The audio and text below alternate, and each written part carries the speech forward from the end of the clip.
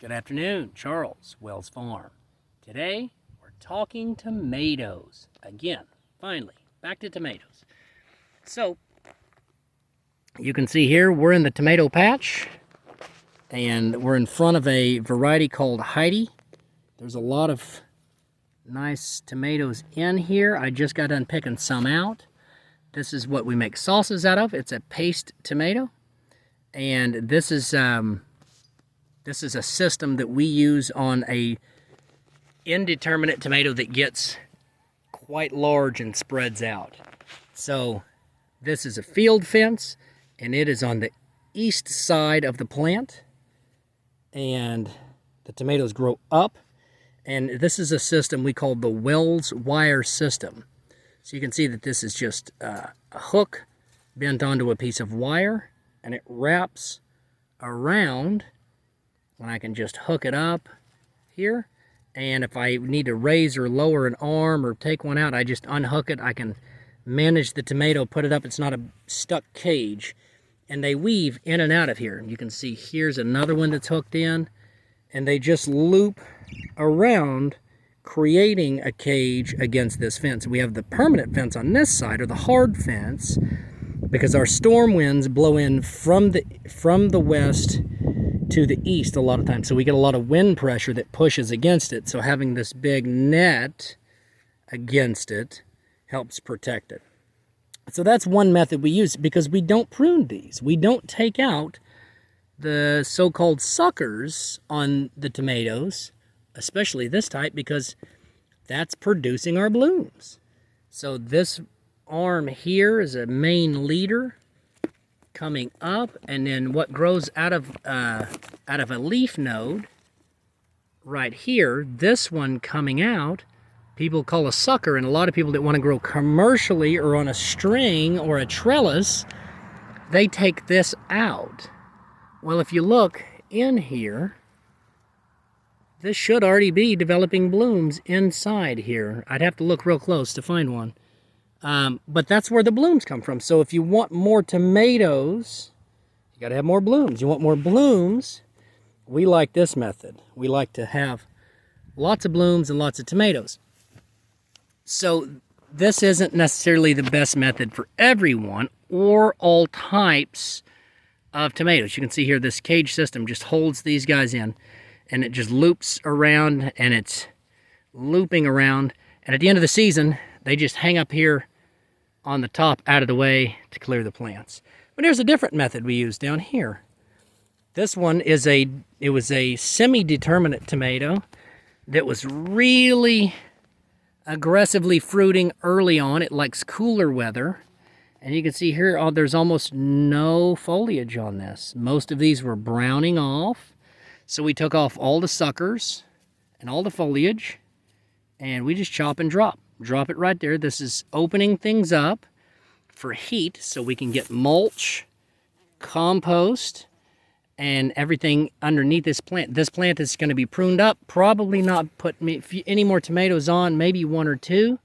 Depends on how hot it gets. You can see it's still setting blooms, but it's a cool weather tomato. So what we've done is taken the suckers, so-called, and we've made cuttings of them, and these will be rooting in some nice compost tea for about 5 or 6 days. They'll go into some little module trays, and they'll be planted out for our fall tomatoes, because this type of tomato likes cool weather. It does not get real big. It gets maybe 36 inches, and it's bushy. So no hoops needed on this one, just something to kind of hold it up. And there was a viewer the other day that said that they use a fence, and they'll take old shower curtain rings and they'll use it to hook the tomatoes to the fence with. And so I thought that was a great idea, old shower curtain rings. So for the viewer that brought that comment, we thank you for that. That's cool thoughts, good engineering, and that's the kind of things we like. Things that we can reuse and that are reused. So different types of pruning here in our main system, and different types of trellis growing here in our main system. If we were in a commercial setting or a high tunnel, we would take this 1 leader and wrap a string around it, and we would try to grow indeterminates up to save space, because then you can get into the vertical layers and you don't get all these bushy arms. But in our system here, for the most part, it's, you know, narrow walkways.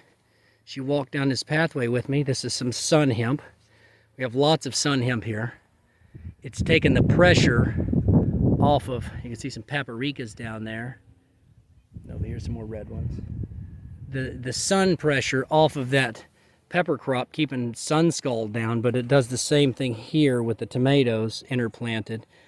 And then on this side we got a nice buckwheat with some winter squashes. But anyway, side note, this is the method we use because we have enough room to do this, and we don't have to go really high like we would in a high tunnel, trying to use all that valuable money spent. All right, here we are in a different part of the tomato area, and we've got more tomatoes, but this is got fence on this side and fence on this side.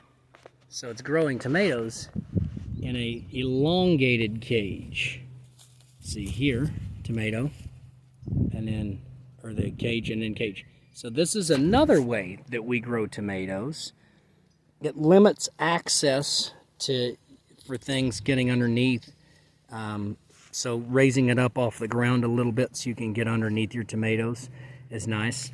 It's more like a cage, but a long cage. So that's another method that we use for growing our tomatoes and containing them, keeping them off the ground. Here's another area that we grow in. This is not our production tomato area. Around the banana tree, by the mimosa tree, got some oregano down over there. It's kind of a wild system here. Here's a gooseberry, and here's tomatoes. They are all sprawled out on the ground. This is actually in this cage.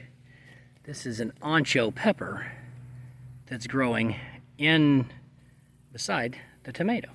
So these tomatoes are sprawled out all over the ground, no cage. And for the most part, this is a natural way these tomatoes would grow. So no right way, no wrong way outside of, is it a way that works for you in your space? This is a nice tomato here. The Castelluto Fiorentino. Looks like we had a little caterpillar. Enjoy nibble on the side of that. But this is grown underneath of elderberries. So it's got a nice western shade break to the heat of the summer sun. These guys are tucked all up underneath of it. They really like it in there. So this is yet another method. I think we have two varieties here. Yeah, this is black plum here as well, growing in the mix underneath. Black plum, Fiorentino Castelluto. Yeah, different ways. The only wrong way, I would say, to grow tomatoes is to not grow them at all. And here's another area that we're growing tomatoes. This is up under some nice shade canopy. It's right over here, these tomatoes. This is like a fun blue indigo tomato. They get a really cool blue, purple shade to them. It's a very wild way to grow them. They're growing just kind of dangling in there. They've got some support. I think it's got one wire and some sticks, and it's whatever that works for your needs, whatever meets your needs. So if you're growing tomatoes, don't feel like you have to do it like someone else. Don't feel like you have to get real rigid on what's going to work and what doesn't, because the truth is there's no facts that show that taking all the suckers off is going to get you more tomatoes. There's definitely no research showing that a tomato requires full sunlight to ripen. Now it does give it a little bit more red texture, but it'll also sunburn your tomatoes really quick if you take off all your foliage. A tomato will ripen up underneath the plant where it's getting very little sunlight. So don't believe all the myths out there. Don't get wrapped up in all the hype. Enjoy the journey and grow the tomato the way your space needs it and requires it, and grow the type of tomato that is going to meet your needs. Indeterminate or determinate, big or small, trellised or no trellised, pruned or no pruned, grow the tomato. That's the important thing, is you get out, you enjoy the journey, you grow the tomato, and you get to enjoy the fruits of your labor. So this is Charles at Wells Farm. Please leave a comment. Let us know how you grow your tomatoes and why. We hope you talk to you soon.